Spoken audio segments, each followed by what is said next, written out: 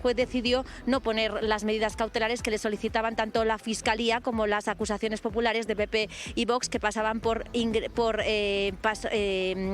presentarse cada 15 días en los juzgados o la retirada de los pasaportes, del pasaporte normal y el diplomático. Recordemos que Rodríguez Zapatero también tiene eso, o incluso otras acusaciones populares que pedían el ingreso en prisión provisional. Cree el juez que no hay riesgo de fuga por tratarse de una persona tremendamente pública y tampoco de destrucción de pruebas.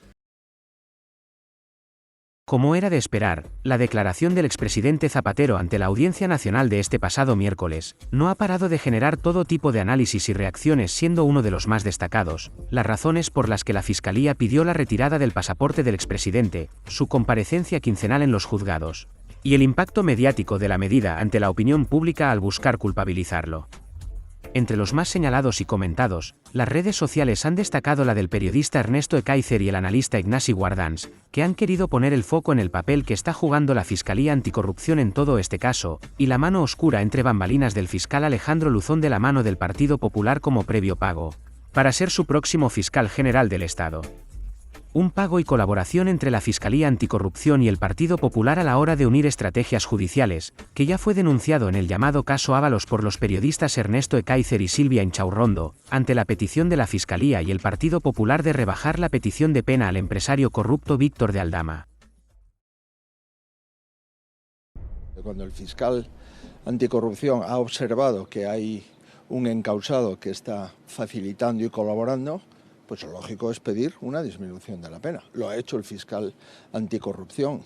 19 años el señor Koldo, 24 años el señor Ábalos, 7 años el señor Aldama. Bueno, pues Ernesto Ekaizer, ¿qué tal? Bienvenido, buenas tardes. Hola, buenas tardes. Decía Ana Cabanillas, Ana sostiene que sí que ha colaborado a Aldama, es lo que dice Ana. No sé si Ernesto está de acuerdo, porque la petición que se plantea ahora mismo es de rebajarle la condena, unas atenuantes incluso privilegiadas. ¿Qué está ocurriendo aquí, Ernesto? ¿Cómo lo ves? ¿Juicio visto para sentencia? Bueno, yo creo que en la sesión de hoy, que es la sesión de conclusiones definitivas, está todo digamos, es una obra de teatro en la cual está planteado todo lo que va a venir. No solo todo lo que hemos vivido en relación a la instrucción de esta causa, sino todo lo que va a venir. Y en este sentido apunto que el abogado Choclán, el abogado de Aldama, que es el gestor de todo este acuerdo con la Fiscalía Anticorrupción, ha hablado de la financiación irregular del Partido Socialista en este acto que se refería a la mascarilla, como suele decirse, se refiere a la mascarilla. Bueno, se ha hablado de Santos Cerdana, quien ha citado al exsecretario de Organización del Partido Popular, del Partido Socialista, cesado por Pedro Sánchez. Ha hablado muchas veces de las obras.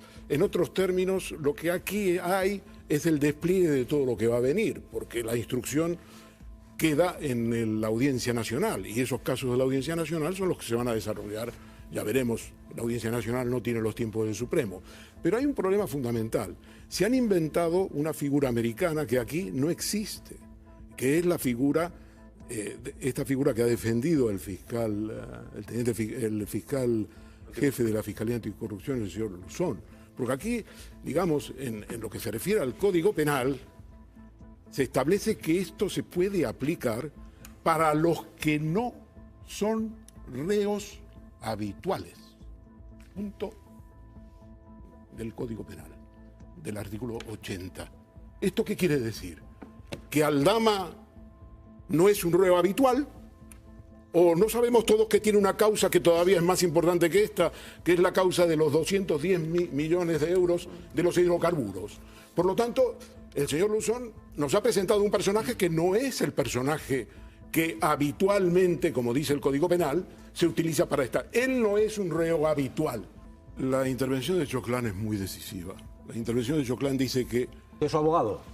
Es el abogado de Aldama y que es el que ha hecho toda la relación con la Fiscalía Anticorrupción, un ex magistrado de la Audiencia Nacional.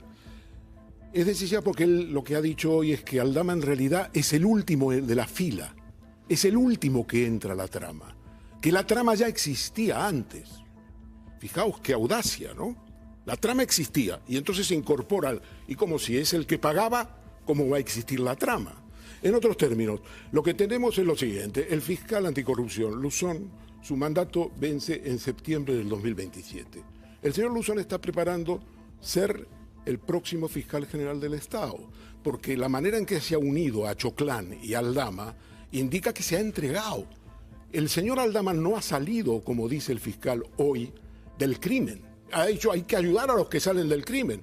¿Pero qué crimen? Si tiene un caso como el de hidrocarburos donde no hay ninguna colaboración. Eso es la realidad, no la que ha pintado Luzón. Digamos también que Teresa Peramato, la fiscal general del Estado, termino con esta información, le ha dicho a Luzón, por razones jerárquicas, que no rebajara la petición de pena.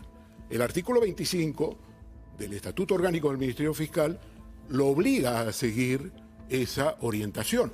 No obstante, le deja al artículo 25 la posibilidad de defender oralmente lo que ha hecho hoy el fiscal. Ha hecho una campaña para la rebaja de las penas. Pero ¿realmente piensa el señor Luzón que el señor Aldama ha cesado, se ha salido del crimen cuando tiene una causa como la de hidrocarburos? Hombre, se ha convertido en un héroe y probablemente el gobierno del PP y de Vox lo indulten porque les ayudará a desgastar a Sánchez. Sánchez no caerá, pero perderá las elecciones. Ese es el cálculo de Feijóo.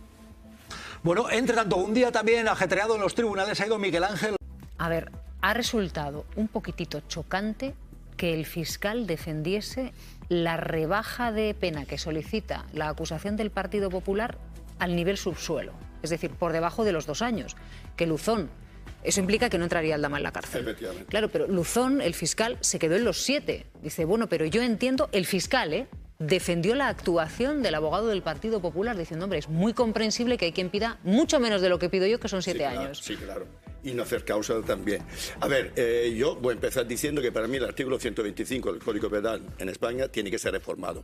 Porque en España es el único país de la Unión Europea donde cualquiera se puede presentar como acusación particular. Hay otros estados donde, como Italia, Portugal, Francia, etcétera, tiene algunas fórmulas que permiten en algunos casos presentarse a cualquiera, pero como España, que un partido, por ejemplo, o asociaciones politizadas se puede presentar como acusación particular, hombre, esto de decir que los juicios, como decía Jesús antes, no son políticos, en fin. Ahora sí, claro, a mí personalmente sí me ha chocado mucho lo que hemos visto ayer, mucho. Porque yo puedo entender que efectivamente tenemos acusación particular, que PP se ha presentado, que han rebajado la petición de pena de Albana 7 años por haber colaborado. Ahora, a mí personalmente, lo voy a decir ya no como alguien que sabe de derecho por haberlo estudiado, pero como ciudadano particular, que este señor se puede ir de rositas sin pasar un día en la cárcel, cuando llevamos a los otros 2 acusados que llevan ya muchos meses en la cárcel. En fin, esto de que te ponen en derecho que la ley es igual para todos, comenzaría a mí a darme las neuronas un poco de problemas. Que es el principal corruptor, según la UCO, Hombre, además. es el corruptor, Es decir, es el corruptor. Según la UCO, quien es el jefe de la trama, dice el fiscal, es lógico, es que te tengo que preguntar, Victoria. O sea, dice el fiscal que quien la UCO identifica como el principal jefe de la trama, que es Víctor de Aldama, Hombre, claro. es lógico incluso que no entre en prisión. O sea, que la pena que se le pida es por debajo de los 2 años, que es que no vaya a entrar en la cárcel. Claro. Sí, la verdad es que es paradójico porque, como se pueden imaginar los oyentes y las oyentes, el jefe de la organización criminal tiene más pena que el mero miembro de una organización criminal. Así que, efectivamente, por un lado, debería tener más pena si creemos esos informes de la UCO en los que básicamente se ha fundamentado esta acusación del propio Ministerio Fiscal, y me parece, en mi opinión personal, es incompatible con la atenuante, desde luego la muy cualificada, y aunque no sea, digamos, ontológicamente incompatible con la atenuante, sí debería partir de una pena superior, porque le estás colocando en la cúspide de la organización criminal, como corruptor que es, según los informes de la UCO. Mateo, que luego el informe de la UCO dice que Víctor de Aldama era el jefe, pero luego dice el fiscal Luzón, el jefe anticorrupción, fiscal jefe anticorrupción, que tampoco importa mucho quién era el jefe, qué hacía uno, qué hacía el otro, que Sánchez no era el uno, eso sí. Lo que pasa es que Victoria nos lo podrá explicar mejor, pero para, digamos, condenar por organización criminal, los roles tienen que estar perfectamente definidos. Es un delito muy tasado, cual requiere, en fin, mucho carga probatoria de definir cómo era la jerarquía, la estructura y los roles de cada uno. Efectivamente, ayer el fiscal jefe anticorrupción habló de matiz o de precisión a lo que había dicho la UCO. Para mí uno de los grandes titulares es que el jefe, el inspector, perdón, el teniente coronel que investigó este asunto, Antonio Balas, dijo o cambió unos roles a mitad de partido diciendo que el jefe era el corruptor, era Aldama. Eso no lo habíamos visto en los informes, que hablaban de nexo corruptor entre los políticos y los empresarios, pero por vez primera habló de Aldama como jefe, ¿de acuerdo? La Fiscalía, lógicamente, tuvo que precisar ese asunto diciendo que, bueno, no importaba tanto. Y Aldama ayer... Bueno, lo de lógicamente lo pongo entre lógicamente comillas. para ratificar la atenuante que le aplica. Sí, sí, claro. Por confesión. Pero por eso digo, porque lo pongo lo que entre no puede comillas. ser es que tú estés a la atenuante entregándosela a un tipo que la UCO lo considera el jefe, claro, y a los subordinados les pidas 3 veces más de pena. ¿De acuerdo? Y después un tema, Aldama. La defensa de Aldama, ejercida por José Antonio Choclán, prácticamente considera que su cliente es, que llegó a la organización criminal cuando esta ya estaba corrompida de antes, de 2015 de Navarra, y ahí metió a Santos Cerdán y a Koldo. ¿Dónde estaba Ábalos en 2015? El que consideran ellos el jefe de la trama. No había llegado al ministerio. Me parece muy interesante, Victoria, esto que apunta Mateo, que ya ha salido aquí en otros programas, que es el hecho de que para que se confirme el delito de organización criminal hay que identificar quién es el jefe, quién es el brazo ejecutor, el lugarteniente, el tesorero. Claro, ¿se puede condenar a estas personas por organización criminal si el propio fiscal ha dicho que poco importa cuáles eran los roles?